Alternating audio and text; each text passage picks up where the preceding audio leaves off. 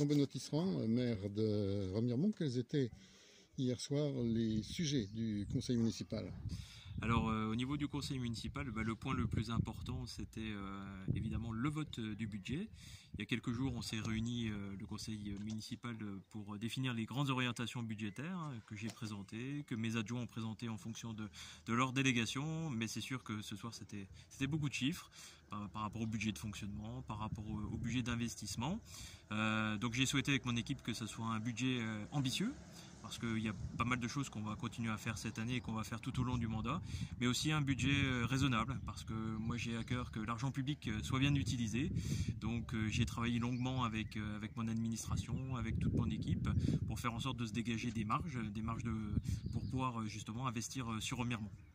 Il y avait aussi la vente du cinéma Le France. Oui, il y a 2 bâtiments qui sont mis en vente, et notamment le plus emblématique des 2, c'est l'ancien cinéma Le France. On sait qu'on a la chance d'avoir un nouveau complexe de multisalles qui est ouvert au cours de l'automne. Et puis on avait ce bâtiment qui est vide là depuis quelques mois. Donc on a réfléchi longuement avec l'équipe. Il y avait plusieurs possibilités. Une possibilité de réaménager la commune, mais lorsque on a fait des devis, ça coûtait vraiment trop cher et c'était vraiment pas raisonnable budgétairement de faire des travaux dans ce bâtiment-là.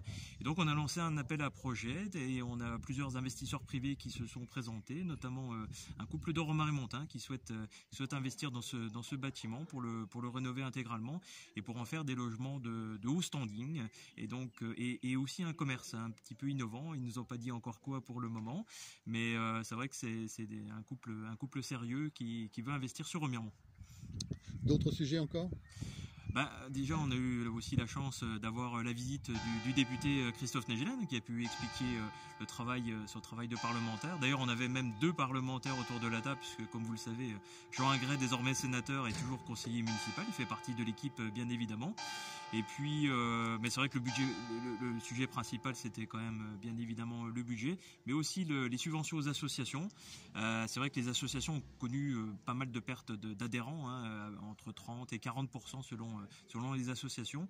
Et on a souhaité quand même maintenir le niveau des subventions sur le niveau de 2020. Donc c'est un coup de pouce important, parce que nous aussi, les communes, on a perdu pas mal de recettes, mais on apporte encore à peu près 300 000 € de subventions aux différentes associations. Et puis la nouveauté au niveau des subventions, c'est une subvention de fonctionnement pour l'Union des commerçants.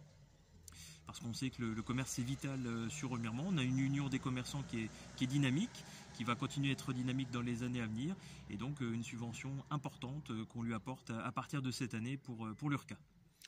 Merci. Merci à vous.